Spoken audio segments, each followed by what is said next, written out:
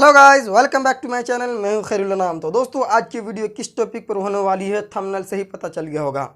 तो दोस्तों, आजकल सभी लोग ऑनलाइन शॉपिंग कर रहे हो, चाहे फ्लिपकार्ट हो या अमेज़ॉन हो या Myntra.com है, सिम है, बहुत सारी छोटी छोटी वेबसाइट हमारे इंडिया में मौजूद है। तो दोस्तों, आज की वीडियो में खास बात करेंगे फ्लिपकार्ट के बारे में कि फ्लिपकार्ट कब बनाई गई और फ्लिपकार्ट को आखिरकार क्यों खरीद लिया वॉलमार्ट ने। तो चलिए दोस्तों, वीडियो शुरू करने से पहले बता दूं, अगर अभी तक चैनल को सब्सक्राइब नहीं किए तो प्लीज़ सब्सक्राइब कर लें। इसी तरह बेल आइकन को भी दबा दें ताकि किसी भी प्रकार का वीडियो बनाऊं तो सबसे पहले आप तक पहुंच सके। तो चलिए दोस्तों, वीडियो को शुरू करते हैं। तो दोस्तों, फ्लिपकार्ट को बनाने वाले दो व्यक्ति थे। एक का नाम सचिन बांसल, दूसरे का नाम बिनी बांसल।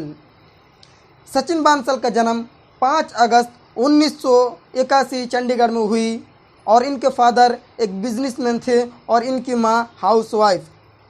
अब बात करूं बिनी बांसल की। बिनी बांसल का जन्म 1982 या 1983 में हुई। इनकी भी जन्म चंडीगढ़ में ही हुई। ये दोनों चंडीगढ़ के रहने वाले थे।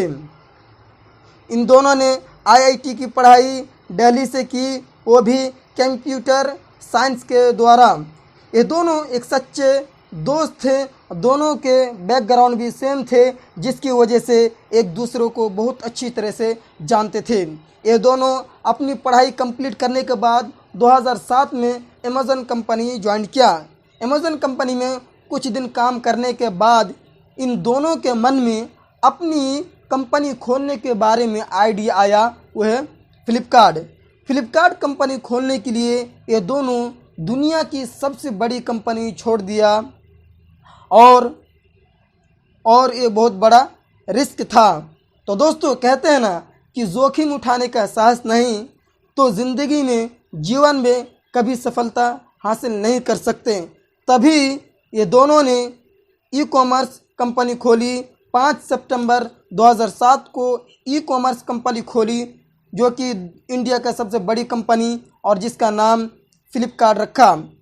फ्लिपकार्ट जब भारत में खोली गई उस समय ना के बराबर ई कॉमर्स कंपनी थी। और भी बड़ी कई कंपनियां थी, लेकिन लोगों की मानसिकता की वजह से वो कंपनी फेल हो जाते थे, सफल नहीं होता था।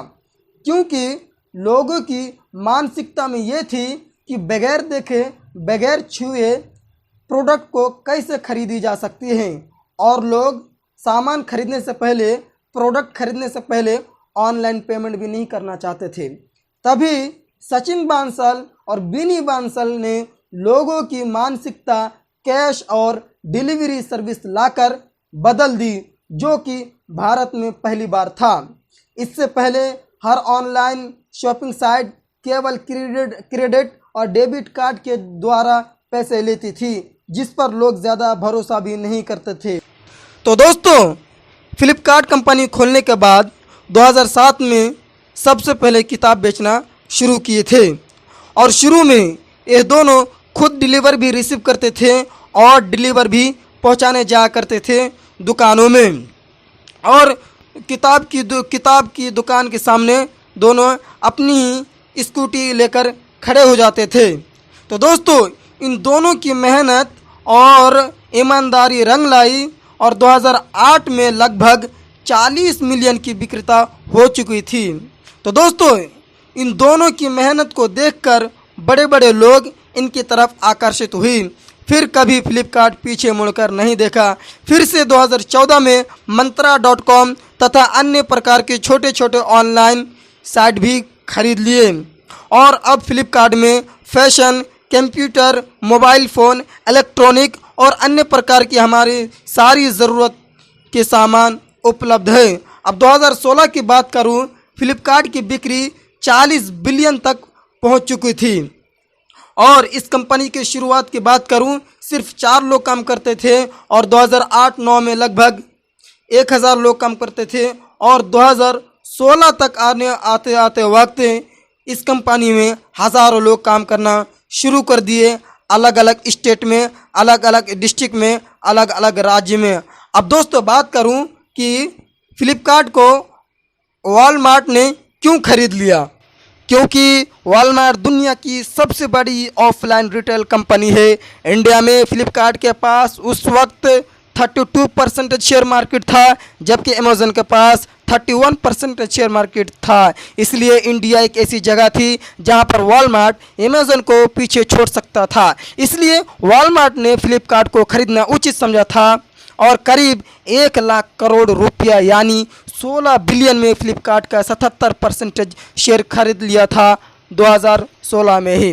और दोस्तों कहा जाता है कि एक बार अमेज़न और वॉलमार्ट में कुछ विवाद का मामला सामने आया है, तो वॉलमार्ट ने भी अपनी पूरी ताकत लगा दी ऑनलाइन शॉपिंग की दुनिया में और अब वॉलमार्ट इंडिया का सबसे बड़ा ऑनलाइन शॉपिंग ब्रांड बन गया है और अब अमेज़न को भी टक्कर दे सकता है, तो जिससे हमारे इंडिया की छोटी छोटी कंपनी का नुकसान होने का खतरा है। तो दोस्तों फ्लिपकार्ट की अपार सफलता से हमें ये बात समझ में आती है कि दुनिया में कोई भी काम असंभव नहीं, कोई भी काम मुश्किल नहीं, बस ज़रूरत है तो सच्ची लगन और मेहनत, क्योंकि जिस काम में सच्ची लगन और मेहनत हो तो उस काम में सफलता ज़रूर मिलता है। तो दोस्तों आज की मेरी जानकारी आप लोगों को कैसी लगी तो दोस्तों कमेंट बॉक्स में कमेंट कीजिएगा। तो दोस्तों आपका बहुमूल्य समय देने के लिए बहुत बहुत शुक्रिया।